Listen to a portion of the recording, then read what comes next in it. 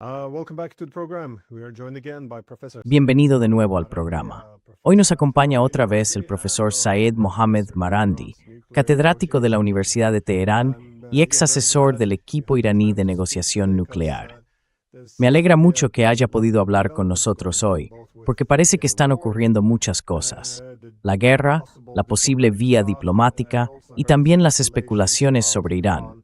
No tanto si está desarrollando un arma nuclear, sino si está mostrando su capacidad para hacerlo. De nuevo, quiero preguntar hasta qué punto todo eso es especulación, pero quizá empecemos por el principio. ¿Cómo ve usted el estado actual de la guerra? Porque ahora parece que Estados Unidos está intensificando su postura frente a Irán, y al mismo tiempo vemos que Irán ha atacado a Israel. Entonces, ¿cómo podemos entender mejor lo que está ocurriendo en este momento? How can we best understand what's happening at the moment? Well, ever since the ceasefire began, Bueno, desde que empezó el alto el fuego, el supuesto alto el fuego, Estados Unidos ha iniciado prácticamente de inmediato, apenas unos días después, una guerra de asedio contra Irán, lo cual es un acto de guerra. Pero es un arma de doble filo, porque la economía global se está desplomando como consecuencia de ello. Además, de vez en cuando Estados Unidos lleva a cabo algún tipo de ataque en territorio iraní. Irán nunca ha sido quien ha roto un alto el fuego. Siempre ha sido Estados Unidos. Y es curioso que cuando Trump dice, en esa parte del mundo estas cosas pasan, no, en realidad son solo Estados Unidos y sus aliados los que rompen los altos el fuego. Nadie más lo hace. Los iraníes, eso sí, cada vez que los estadounidenses atacaban, respondían. Pero esta vez fue distinto. La represalia iraní fue muy dura.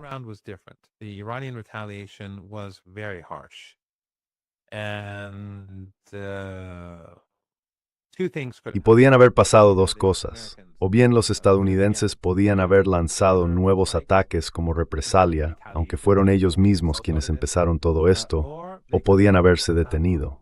Y hasta ahora se han detenido.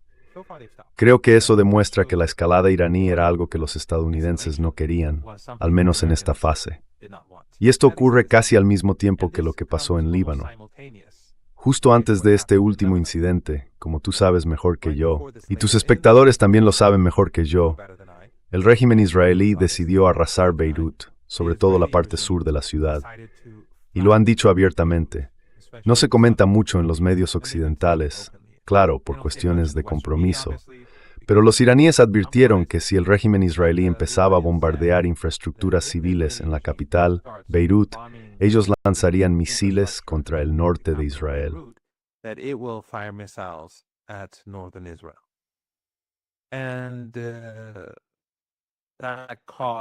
Y eso provocó esta conversación entre Trump y Netanyahu, en la que el completamente desacreditado Axios publicó una cita de Trump que en este caso concreto puede que sea cierta. Pero al final, el régimen israelí se contuvo y no bombardeó Beirut, lo que indicaría que, al menos por ahora, Estados Unidos no quiere una escalada a cualquier precio. Y eso podría deberse, o probablemente se deba, a que la situación económica global, como llevamos semanas comentando, se está acercando cada vez más al borde del precipicio. Y de hecho, ahora estamos muy cerca. Expertos que tú conoces mejor que yo, expertos en energía, en petróleo, economistas, llevan diciendo que el mes de junio será un punto de inflexión en la crisis económica, porque las reservas estratégicas de petróleo estarán agotadas o a punto de agotarse.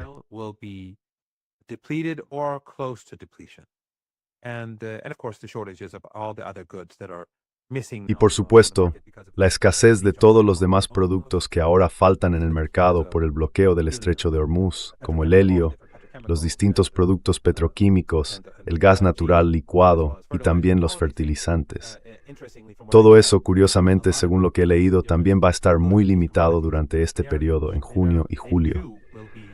Así que hay mucha coincidencia entre las distintas carencias y los productos que van a sufrir escasez. En cualquier caso, creo que Estados Unidos tiene ahora mucho miedo a una escalada, porque saben que si la hay, no habrá negociaciones, y dejarán de enviarse mensajes de un lado a otro. And there will be no more messages being sent back and forth. Of course, when I say negotiations, Por supuesto, cuando hablo de negociaciones, me refiero a mensajes escritos que van y vienen. Básicamente eso es lo que está ocurriendo entre Irán y Estados Unidos. Los estadounidenses envían un mensaje por escrito a través de Pakistán. Llega a Irán, lo leen, redactan una respuesta y la envían de vuelta, también por Pakistán, a Estados Unidos. Así que, cuando se observa la dura respuesta iraní en la región del Golfo Pérsico, la razón por la que atacaron Kuwait y Bahrein fue que esos dos regímenes estaban profundamente implicados en los ataques estadounidenses contra Irán. Esa respuesta tan contundente de Irán en el Golfo Pérsico y la gran amenaza que lanzó al régimen israelí para que se abstuviera de bombardear Beirut, en ambos casos, Estados Unidos, por ahora, ha dado marcha atrás o ha obligado al régimen israelí a hacerlo. Y creo que eso dice mucho.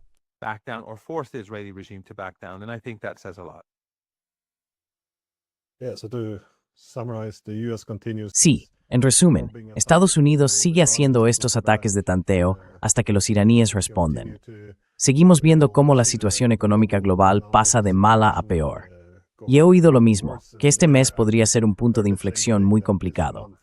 Pero Trump, en cambio, su forma de abordar todo esto se ha convertido en el cuento del pastor mentiroso.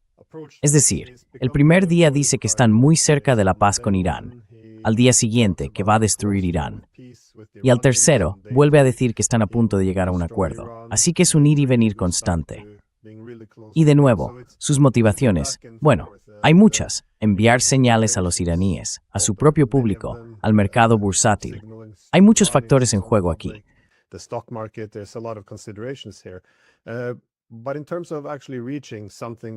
Pero, en cuanto a lograr algo que realmente se parezca a la paz, ¿hasta qué punto crees que eso es posible? Porque según dice Irán, Líbano tiene que estar incluido en cualquier alto el fuego, en cualquier acuerdo de paz. Es decir, no pueden simplemente detener los combates con Irán y luego lanzarse a atravesar Líbano, bombardeando Beirut hasta dejarla en ruinas. Y al mismo tiempo, el estrecho de Hormuz. Bueno, ¿qué exigen ahí los estadounidenses frente a lo que los iraníes pueden ofrecer? Porque por lo que entiendo, los iraníes ya están, en la práctica, controlando el paso como si fuera un peaje. Es decir, las nuevas realidades ya están ahí, y no parece que estén dispuestos a dar marcha atrás. Así que, dime, ¿crees que Trump está atrapado en este conflicto ahora? ¿O ves una vía hacia la paz a través de la diplomacia?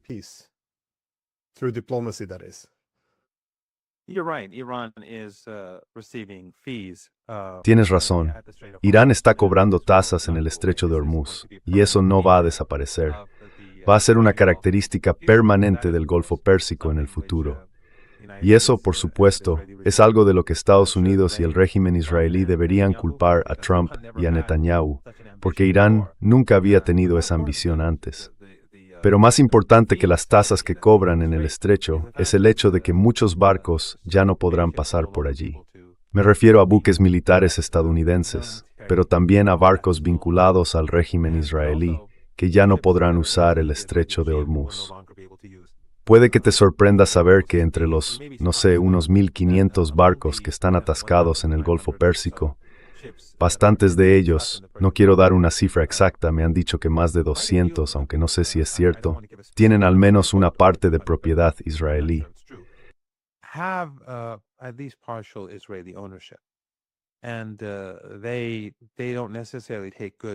Y no necesariamente transportan mercancías hacia o desde el régimen. Por ejemplo, pueden llevar productos de Bahrein a Kuwait, o de Irak a los Emiratos, o algo por el estilo. Así que en el futuro los barcos vinculados al régimen ya no podrán usar el Golfo Pérsico ni el estrecho de Hormuz. Y una vez más, la gente del régimen o de Estados Unidos podrá culpar a Trump y a Netanyahu de este cambio de circunstancias tan catastrófico. En cuanto a la paz, es difícil decirlo, porque claro, hay dos cuestiones fundamentales en las que los iraníes no van a ceder.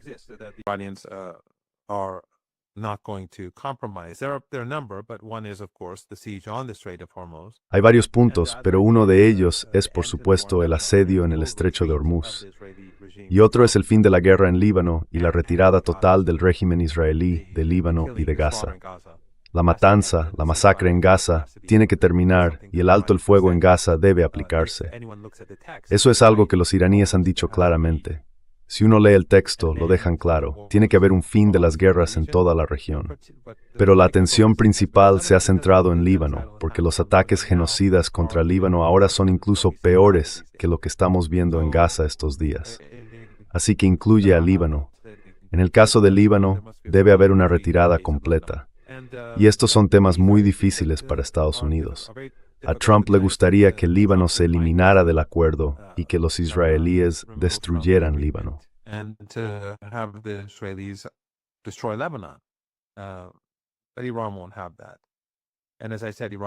Pero Irán no va a aceptar eso. Y como dije, Irán también está diciendo que el alto el fuego. Porque el problema con Gaza, Glenn, es que los países de nuestra región ayudaron a Trump a poner a Gaza en esta situación tan terrible. Erdogan, Abdalá de Jordania, Sisi, los déspotas de la región, Aliyev en Azerbaiyán y gobernantes de toda la región y del mundo fueron a Egipto para aquella falsa celebración del alto el fuego de Trump. No solo blanquearon su genocidio, sino que además le dieron su sello de aprobación. Mira, hay un alto el fuego en Gaza en el que el régimen israelí controla más de la mitad del territorio, de acuerdo con ese alto el fuego.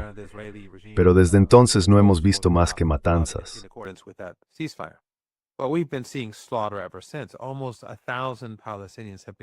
Casi 1,000 palestinos han sido asesinados desde el alto el fuego, mujeres y niños. Si los francotiradores israelíes disparan contra tiendas donde los niños están en clase y matan a esos niños, quemaron a niños vivos hace solo un par de días en su tienda. Quiero decir, esto no va dirigido contra Hamás.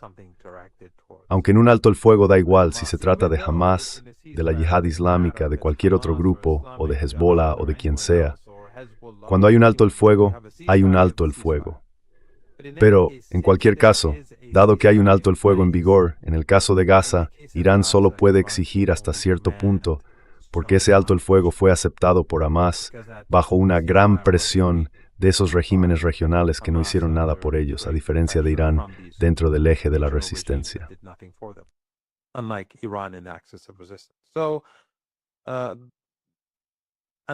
Así que, a menos que el régimen israelí sea obligado a retirarse, cosa que va a ser difícil, pero la resistencia en Líbano ha sido muy efectiva.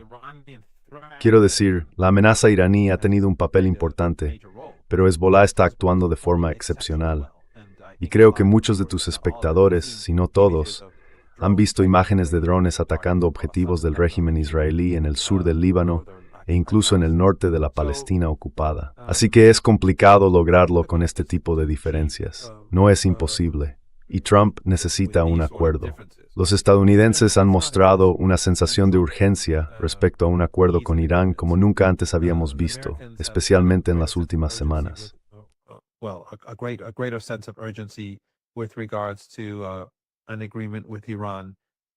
Pero las fuerzas contrarias son muy fuertes. Solo una cosa, Glenn. Creo que la información que publicó Axios diciendo que Trump insultó a Netanyahu en realidad tenía la intención de debilitar a Netanyahu.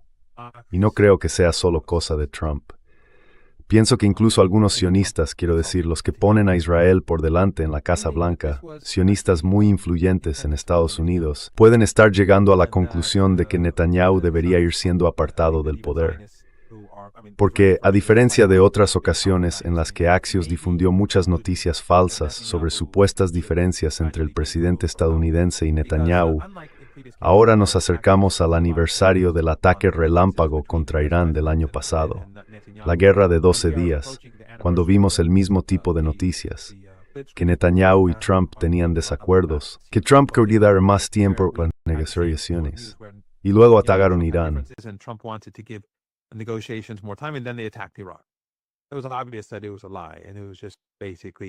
Era evidente que era una mentira, y básicamente se trataba de engañar a los iraníes, o de ayudar a engañarlos.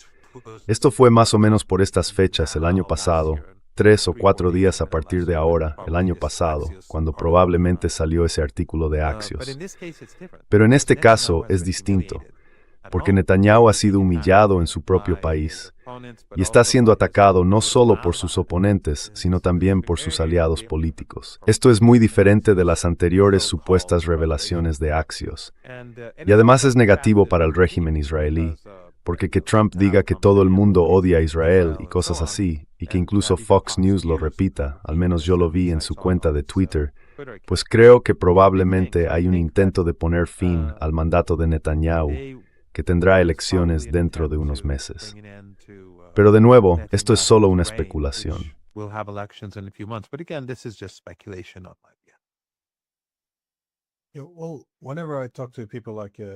Bueno, cada vez que hablo con gente como el profesor Mersheimer, él siempre insiste en que, aunque Estados Unidos e Israel están, digamos, unidos por la cadera, si el interés estratégico clave de Estados Unidos se ve amenazado, ese podría ser el momento en que el país dé prioridad a sus propios intereses por encima de los de Israel.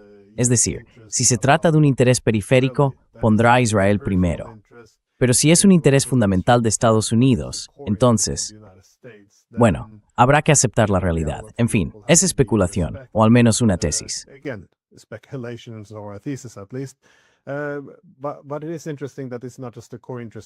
Pero es interesante que no sea solo un interés central de Estados Unidos, sino también parte del interés israelí. Porque de nuevo, desde el punto de vista de los israelíes, creo que a menudo buscan una mayor profundidad estratégica para reforzar su seguridad. En esencia, eso significa ocupar territorios y generar cierto caos en países vecinos, como ha ocurrido en Siria. Supongo que eso es lo que intentan también en Líbano. Pero entonces, de lo que estás hablando, si Trump está intentando contener a los israelíes, ¿no estaríamos hablando en el fondo de poner fin al proyecto más amplio de...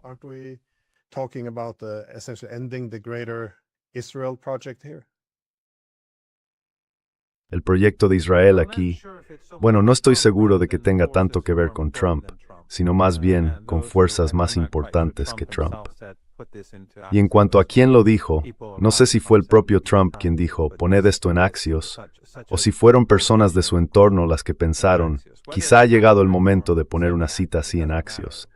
Sea exacto o medio exacto, da igual. Lo importante es lo que se ha transmitido al público y el enorme impacto que ha tenido esa cita atribuida a Trump. Creo que el llamado proyecto del Gran Israel va a acabar siendo la destrucción de Israel. Y pienso que estos 2 años y medio, casi 3, de genocidio que hemos visto, han empujado al régimen israelí hacia su destrucción final.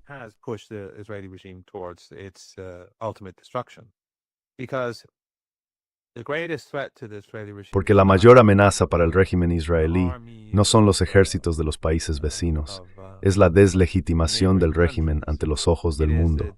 Así que llevamos 2 años y medio, casi 3, de genocidio, que sigue en curso. Y además de eso está la dificultad económica global que el propio régimen está imponiendo, porque en todo el mundo la gente lo está diciendo. Por ejemplo, miremos a la India.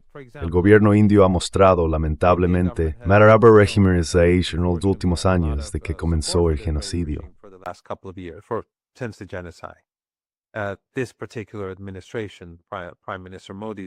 Este gobierno en concreto, el del primer ministro Modi, y aún así el régimen israelí ha mostrado un desprecio total por los intereses de la gente en la guerra contra Irán y en lo que ha ocurrido en el estrecho de Hormuz. Así que las dificultades en la India, o en Uganda, o en Argentina, o donde sea, se van a culpar a Trump y a Netanyahu, y de hecho ya se les está culpando. Y según colegas en la India, el ambiente en ese país ha cambiado. La mayoría está en contra de Trump. Ahora no les gusta Trump. Y por supuesto, lo mismo ocurre con el régimen israelí. El ánimo ha cambiado. Así que cuando un país como la India experimenta este giro, uno puede imaginar cómo está el resto. Creo la mayor derrota de todas.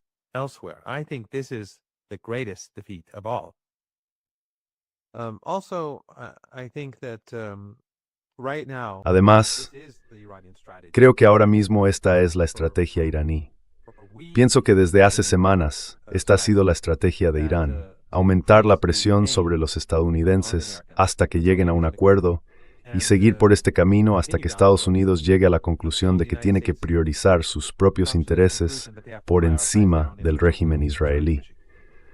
Así que el bloqueo que los estadounidenses han impuesto, que de nuevo es un arma de doble filo, está afectando a la economía global y sin duda está perjudicando a los iraníes. Las dificultades económicas en Irán son evidentes, pero los iraníes van a resistir. Aún así, por mucho dolor que se les cause, los iraníes saben que esto es un hecho. Whatever pain is inflicted on Iranians know that this is a fact for their survival. So what the Iranians are attempting to do is not to wreck the global, Lo que los iraníes están intentando hacer no es destruir la economía global. but they want Ese to no es en continue absoluto un down this objetivo course iraní. of action Pero quieren seguir con until esta the United estrategia States hasta que continues Estados to Unidos llegue a un continue punto en el with this que, siege and with this si policy, continuamos con it este will wreck our bloqueo y economy. con esta política, And so we have acabará to make a dañando nuestra decision propia that economía. prioritizes Y entonces Iranian tendremos que tomar una interests decisión que dé over prioridad a their Estados Unidos, a los intereses de Estados Unidos por encima de los de Israel. was Creo que esto es parecido a lo que mencionaba el profesor Mearsheimer. Y personalmente creo, aunque no he visto a nadie más decirlo, así que puede que sea solo una especulación mía, que ese informe de Axios podría interpretarse dentro de este contexto, aunque según tengo entendido, fueron los profesores israelíes quienes lo plantearon.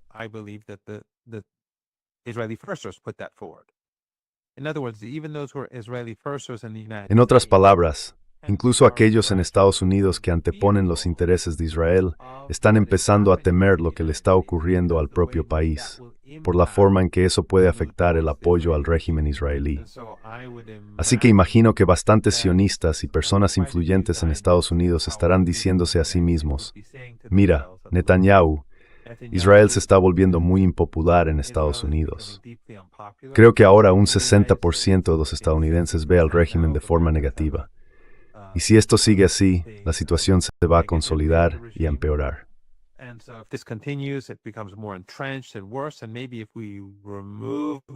Y quizá, si quitamos a Netanyahu y ponemos a otra persona, a otro monstruo genocida en su lugar, podremos decir que el genocidio y todo lo demás fue cosa de Netanyahu y que ahora hay un nuevo gobierno y así sucesivamente.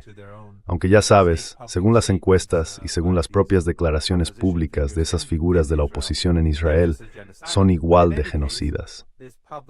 Pero en cualquier caso, eso podría ser una oportunidad de relaciones públicas, una forma de intentar cambiar el ambiente en Estados Unidos.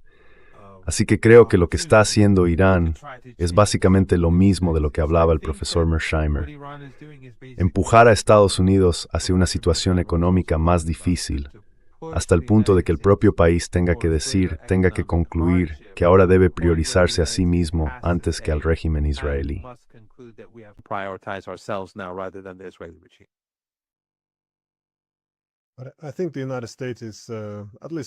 Creo que Estados Unidos está, al menos poco a poco, llegando a la conclusión de que no puede ganar esta guerra por la vía militar.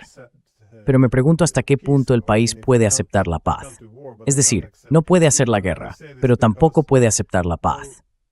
Lo digo porque, bueno, si yo fuera iraní y controlara el estrecho de Hormuz, no pondría solo un peaje para reconstruir. Lo usaría como una herramienta para reforzar mi seguridad. Es decir, pondría un peaje un poco más alto a los países que sancionan a Irán, porque así crearía incentivos económicos para levantar esas sanciones. Y también pondría un peaje algo más alto a los países que amenazan a Irán al acoger bases militares estadounidenses.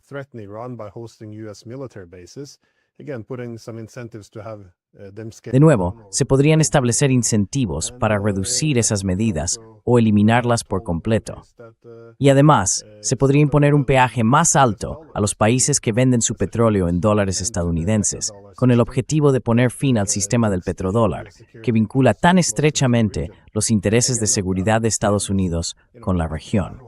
Insisto, no estoy haciendo una propuesta, solo digo que, si yo fuera iraní, supongo que no se trataría solo de reparaciones y reconstrucción. Así que imagino que estas ideas también habrán surgido en Washington. ¿Hasta qué punto crees que Irán podría usar la amenaza de Hormuz de forma instrumental, de esta manera, para reforzar su seguridad económica y militar? ¿Y hasta qué punto sería posible que Estados Unidos aceptara la paz bajo esas condiciones?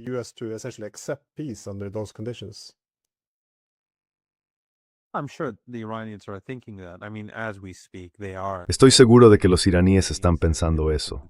Quiero decir, mientras hablamos, están cobrando tasas y seguirán haciéndolo.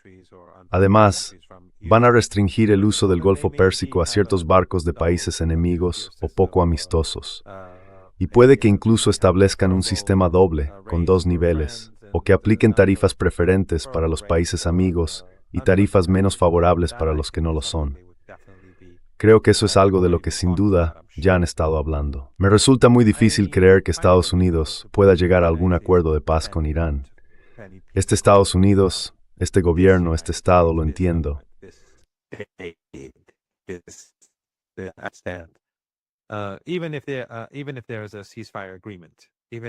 Aunque haya un acuerdo de alto el fuego, aunque se firme un acuerdo entre las dos partes en los próximos días, aunque dudo que sean días, más bien semanas, creo que será en dos fases, como todos sabemos. La primera fase consistirá en poner fin al bloqueo, detener los ataques genocidas contra Líbano y retirarse, y por supuesto también en Gaza. Además, se devolverán los activos iraníes robados y se suspenderán las sanciones sobre las exportaciones de petróleo y energía de Irán durante la vigencia del acuerdo. A cambio, Irán se comprometerá a no desarrollar un arma nuclear, algo que ha prometido cientos de veces. Nada nuevo. Y los datos sobre el tráfico marítimo volverán a la normalidad, es decir, el número de barcos que pasan por allí.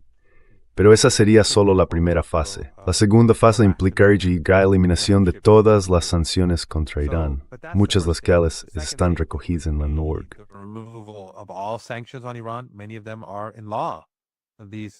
Trump can't remove, and the House and the Senate, I find almost impossible to imagine them to do such a thing, to remove those sanctions. And then, of course, the Iranian nuclear program, which the Americans want Iran to put aside, and that's not going to happen either. So what sort of agreement would they be able to agree upon? All of that, these are big questions, and I find it almost impossible for Trump to be able to come to some sort of long-term agreement with Iran. So I'm not even sure if we're going to have, I'm really not sure. It's still, for me, 50-50, whether there will be an agreement. And if there is an agreement, I think it's highly unlikely the second phase of that agreement will ever reach the ultimate results that either side is seeking. No, at this point it seems, I guess, more probable. A estas alturas parece, diría yo, más probable que haya un alto el fuego prolongado, con negociaciones continuas sobre los términos. De nuevo, es difícil asegurarlo, pero no es una situación estable, sobre todo si pensamos en la economía global. Últimamente he leído bastante especulación sobre las armas nucleares de Irán. No voy a decir que tenga un programa de armas nucleares, ni que posea armas nucleares, pero la suposición habitual ha sido que Irán se situaría como un estado en el umbral nuclear. Es decir, si por ejemplo Israel atacara a Irán con armas nucleares, los iraníes estarían en condiciones de cruzar rápidamente ese umbral, montar algunas armas nucleares rudimentarias y luego responder. Eso sería en esencia su forma de disuasión, tener capacidad de disuasión nuclear sin llegar a ser una potencia nuclear.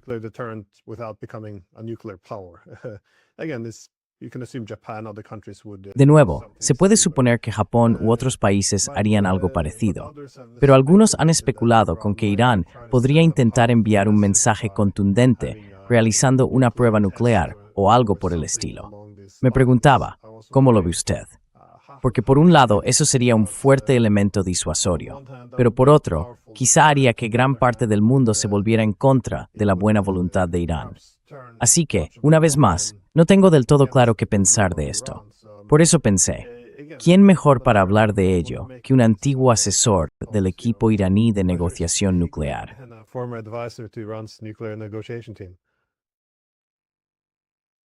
Le tengo un gran respeto. Larry Johnson and Pepe Escobar. Larry Johnson y Pepe Escobar, él también es muy buen amigo mío y les tengo un gran respeto. Conozco a los dos personalmente. Hemos coincidido varias veces y suelo escuchar lo que dicen sobre distintos temas porque tienen mucho que aportar. En este caso en concreto, no tengo información sobre este asunto, sobre esta cuestión. Hasta ahora, la política de Irán no ha sido buscar armas nucleares, y eso se ha dicho públicamente. Hay una fatwa. Ines followers matsis pues et Ramal Melish truth and Thidor. In Shia Islam, of course, En el Islam chií, por supuesto, el mujtahid, el experto altamente cualificado, el jurista, para él en el Islam chií las puertas del ijtihad, o sea, las puertas de la interpretación jurídica, están abiertas, a diferencia del Islam suní. Así que el tiempo y el lugar influyen en las leyes y las normas religiosas. Las leyes pueden cambiar. Claro, los fundamentos no se trata de relativismo, pero las leyes también están condicionadas por el tiempo y el lugar. Por eso, no hay diferentes styles del Islam chií que en Brasil, o en Teherán, o en otra parte de Irán. Y que la steps Iran. And different eras are different. So the 21st century is different from the 20th. El siglo XXI es distinto del siglo XX. Así que el tiempo y el lugar son importantes. El contexto es importante. El Ayatollah Jamenei, en su decisión, en su fatwa, dejó claro que no habría arma nuclear. Pero incluso en aquel momento teníamos al doctor Larijani, que fue martirizado en esta guerra y que era el presidente del Consejo Supremo de Seguridad Nacional. Él dijo, de hecho, antes de ocupar ese cargo, cuando era asesor del líder, que si existía una amenaza existencial para la supervivencia de Irán, la postura nuclear de Irán cambiaría.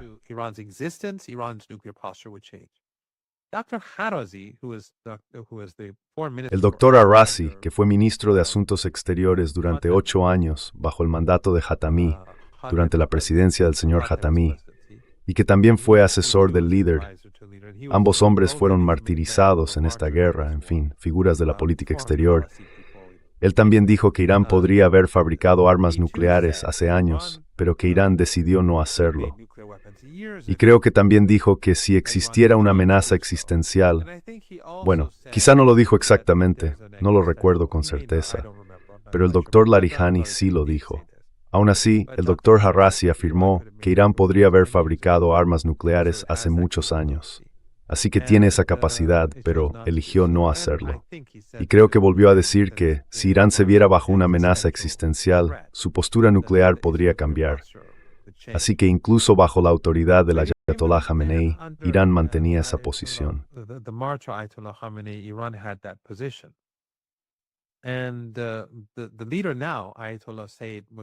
Y el líder actual, el Ayatollah Sayyid Mojtaba Jamenei, tendría que, bueno, la actual fetua sigue vigente, pero si él decidiera emitir una fetua diferente, estaría en su derecho de hacerlo, porque, como he dicho, es una persona distinta y tendría su propia fetua.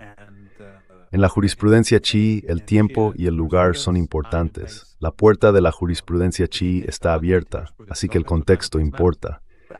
Pero no veo ningún cambio en las declaraciones públicas, ni en el ambiente entre las figuras más destacadas del gobierno y del Estado. No percibo ese cambio. No veo esa sensación de que Irán esté bajo una amenaza existencial, al menos por ahora, aunque la opinión pública sí ha cambiado. Antes de la guerra de 12 días, hace un año, como el Estado, el gobierno y los altos cargos repetían constantemente que no querían armas nucleares, siempre insistían en la fetua.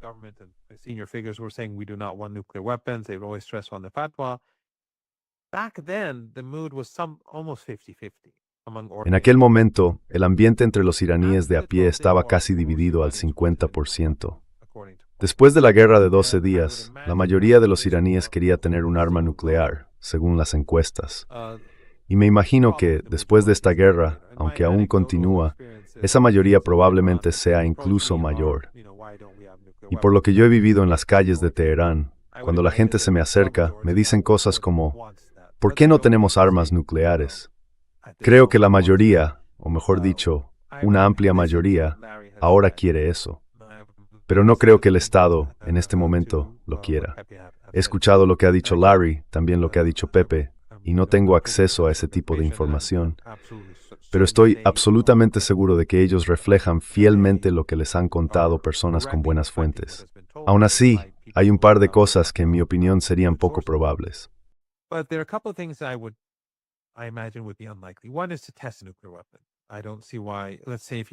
Una opción sería probar un arma nuclear.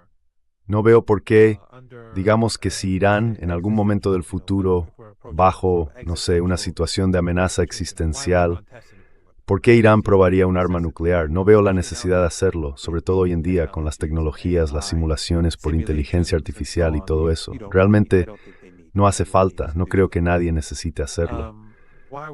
¿Por qué desperdiciarían un arma nuclear, por decirlo así? Así que no tengo información. No puedo rechazar lo que dicen, pero no veo la lógica de probar un arma nuclear. Y tampoco veo ningún signo ni indicio entre los funcionarios iraníes de que el país se esté moviendo en esa dirección. No tengo la sensación de que el país esté ahora mismo bajo una amenaza existencial.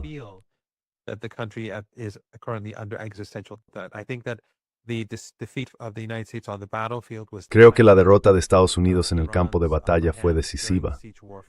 La ventaja de Irán en la guerra de asedio es evidente, y creo que, al menos por ahora, puedo estar equivocado, pero pienso que Estados Unidos no quiere seguir una guerra con Irán y está buscando una salida. También creen que, probablemente, muchos sionistas, por el bien de sus propias fuerzas israelíes, piensan que una desescalada sería mejor para el régimen israelí. De hecho, ya lo he dicho antes en tu programa, creo que el régimen sionista ha sido el mayor perdedor en los últimos 2 años y medio o 3. Y esta guerra también ha sido una gran pérdida para ellos. Se han deslegitimado ante los ojos del mundo, han debilitado a Estados Unidos, que es el país del que más dependen, y han generado rechazo hacia el régimen dentro de Estados Unidos. Así que creo que smarter Zionists, for the sake of the survival of the regime, they would probably want to see Netanyahu removed and the Israeli regime backing down on to allow the de-escalation to continue between the United States and Iran. And that would, of course, include Lebanon.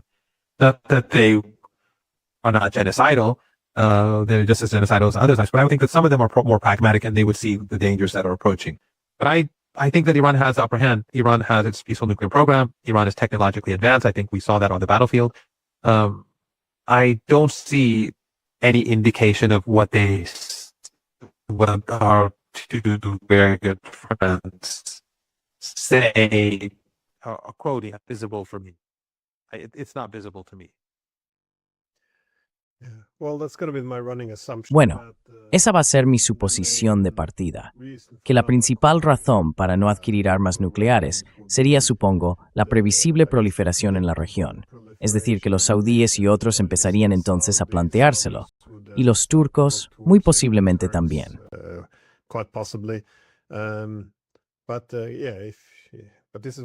Sí, por eso siento que... Y por cierto, Glenn, perdona que te interrumpa, pero esta guerra de Trump en realidad no solo ha convertido a Irán en una potencia mundial gracias a su control del estrecho de Hormuz, sino que además ha creado un incentivo para que muchos países empiecen a pensar en las armas nucleares. Hay países en todo el mundo diciendo, podríamos ser los siguientes, por cualquier motivo. Así que lo que ha hecho Trump es aumentar la posibilidad, no solo en Irán, sino en muchos otros países, de decir, bueno, quizá deberíamos plantearnos lo de las armas nucleares.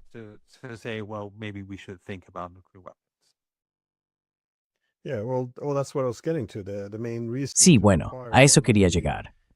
La razón principal para que un país adquiera una de esas armas sería si se le hace temer por su propia existencia. No solo entrar en guerra con Irán, sino además imponer condiciones de paz que impliquen que Irán renuncie a su disuasión convencional, es decir, a su programa de misiles balísticos y a sus aliados regionales. Si un país teme por su existencia y no tiene una disuasión convencional, quiero decir, es la receta perfecta para la proliferación nuclear. Así que me pregunto si realmente han pensado a fondo lo que están exigiendo aquí. Pero no, es muy difícil entender esta guerra, la decisión que se ha tomado. Solo una última pregunta rápida. En cuanto a las intenciones de Estados Unidos, si busca continuar la guerra o alcanzar la paz, ¿cómo interpretas su actual despliegue militar? ¿Los ves reforzando, reduciendo o simplemente manteniendo su presencia? Por persuaden y vembra de su mitzvah sobre este nivel.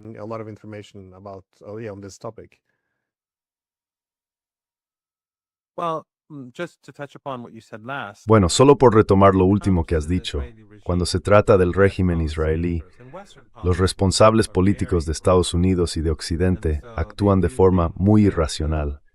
Hacen cosas que han destruido su imagen, han destruido su poder blando y también sus capacidades económicas y militares. Todo por esa pequeña colonia. Y con eso han hecho que Irán y el eje de la resistencia se vuelvan populares en todo el mundo. Después de 47 años de demonizar a Irán, hoy Irán es muy popular entre la mayoría global. Y quizá te sorprenda saber cuánta gente está apoyando a Irán ahora mismo en Estados Unidos, sobre todo en Internet y entre los jóvenes, y así sucesivamente. No digo que sea la mayoría, ni mucho menos, pero está claro que las cosas han cambiado.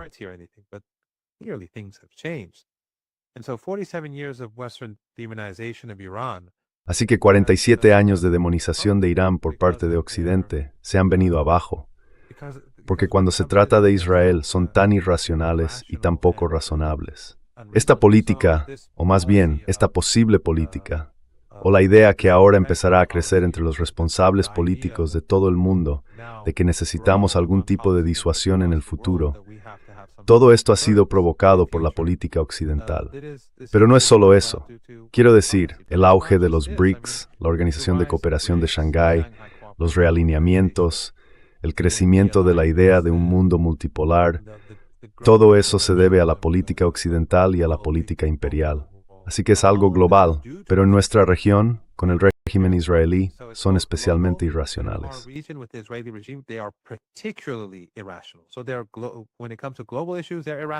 Así que cuando se trata de cuestiones globales, actúan de forma irracional y hegemónica, y se exceden, pero en nuestra región son especialmente irracionales. Y eso es lo que lleva a los medios occidentales a mirar hacia otro lado ante el genocidio en Gaza y en Líbano. Quiero decir, en Gaza los medios occidentales decían, bueno, no tenemos presencia allí. Y mientras veíamos cómo niños eran aplastados y destrozados cada día, ellos apartaban la mirada diciendo, bueno, no tenemos gente allí. En Líbano sí tienen presencia, una presencia muy grande, pero hacen lo mismo. Miran hacia otro lado. Intentan justificar lo que hace el régimen israelí. Siguen diciendo que son objetivos de Hezbollah mientras nosotros estamos viendo imágenes de niños muertos y familias masacradas.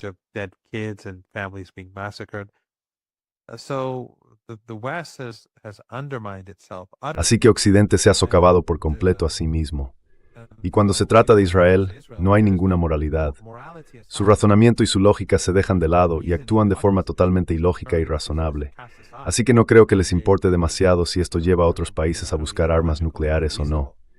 Dijeron, tenemos que hacerlo por el régimen israelí. ¿Cuál era tu pregunta? Perdona, me he distraído. La postura militar de Estados Unidos en la región. ¿Crees que están reforzando su presencia, reduciéndola o simplemente manteniéndola como está? Más o menos sigue igual.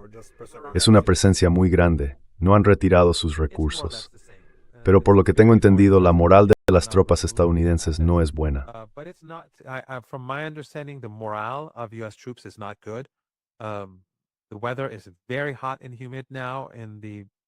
Ahora mismo hace muchísimo calor y hay mucha humedad en la región del Golfo Pérsico y en la península arábiga. Los marineros estadounidenses que están en los barcos lo están pasando realmente mal. Las fuerzas de Estados Unidos en la península arábiga también lo están pasando muy mal, porque sus bases han sido destruidas. Además, tienen allí mucho equipo que no está bien protegido. Y no me refiero solo a la protección frente a posibles ataques con drones, sino también frente al calor y la arena. El daño que están sufriendo los equipos y los aviones estadounidenses es enorme, por la humedad, por las tormentas de arena y por el calor. Así que la moral no es alta. El equipo no está en un entorno ideal para su conservación, pero siguen allí, no se han movido.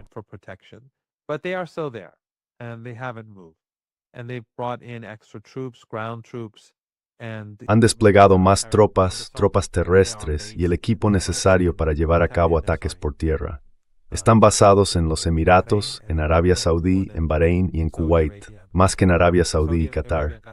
En Arabia Saudí tienen recursos, sí, pero en esos tres países tienen una presencia mucho mayor. Ahora mismo están más activos contra Irán desde esos tres lugares: Kuwait, Bahrein y los Emiratos Árabes Unidos. Arabia Saudí y Qatar están intentando adoptar una posición algo distinta y empiezan a comportarse de una forma más razonable. Pero de nuevo, si hay una guerra y se utiliza su territorio, Irán responderá, no hay ninguna duda. Aún así, vemos cierto movimiento en Arabia Saudí y en Qatar.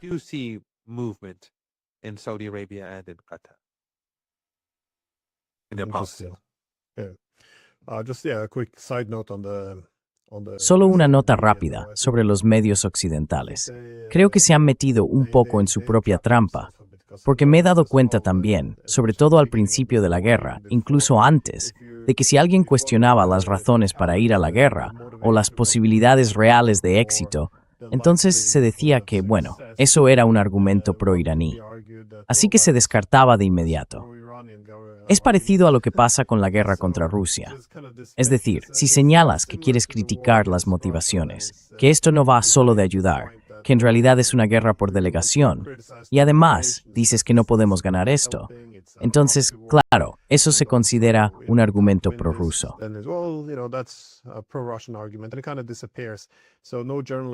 Y eso, de alguna manera, desaparece. Así que ningún periodista quiere que parezca que está tomando partido por Irán. La gran ironía, claro, es que ahí está el origen de todo este daño autoinfligido. Si hubieran sido sinceros al reconocer que Irán, por ejemplo, ve esto como una amenaza existencial, habría sido bastante previsible que Irán estuviera dispuesto a soportar mucho dolor si su propia existencia está en juego. Y además, si hubieran sido honestos sobre la capacidad militar de Irán, eso también habría sido muy importante. Pero sí, creo que esto es un daño autoinfligido por quedar atrapados en esas narrativas. En fin, ¿algún pensamiento final? Solo un último apunte.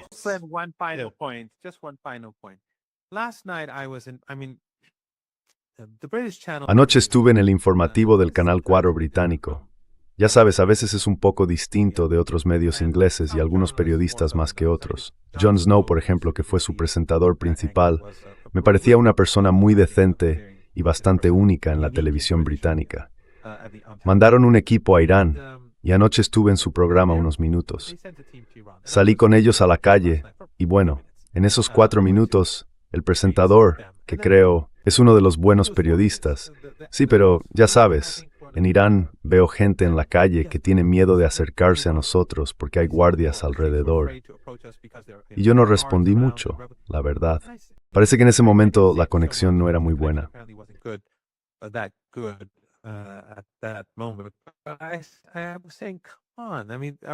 Lo que estaba diciendo era, vamos, hombre. Quiero decir, lo que quería decir es eso, vamos. Después de 3 meses y medio de guerra, después de todo lo que han hecho los estadounidenses, está claro de qué lado está el pueblo iraní. Pero aún así queréis seguir diciendo que esto es un estado policial. A ver, ante todo, el mensaje que queréis mandar a Occidente es, y ves a toda esa gente en las calles. Si la gente es cautelosa contigo, no es porque tenga miedo de los guardias, es porque en su mayoría no confían en ti. Piensan que si hablan contigo vas a tergiversar lo que digan y lo vas a entender mal, porque vienes de los medios británicos. Pero él dice, yo veo a gente en las calles que tiene miedo de acercarse a mí.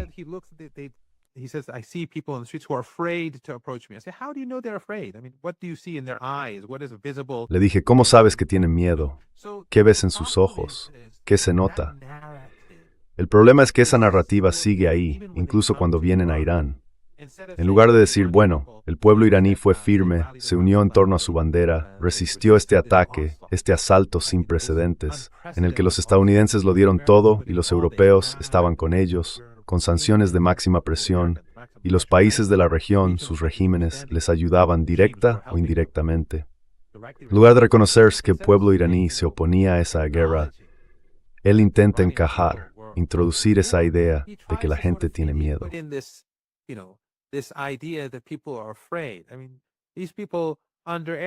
Quiero decir, esa gente que estaba bajo los bombardeos no tenía miedo de salir a la calle y protestar. Cuando bombardearon sus manifestaciones, no tuvieron miedo y no huyeron. Cuando mataban a personas delante de ellos, en plena calle, tampoco huían. Pero aún así, los medios occidentales, no estoy diciendo que el periodista sea una mala persona, pero me imagino que ese periodista, para seguir siendo relevante en el Reino Unido, tiene que hablar así, decir ese tipo de cosas, para que no le acusen, como decías, de ser pro-régimen o pro-Irán, o de repetir los argumentos del régimen iraní y cosas por el estilo.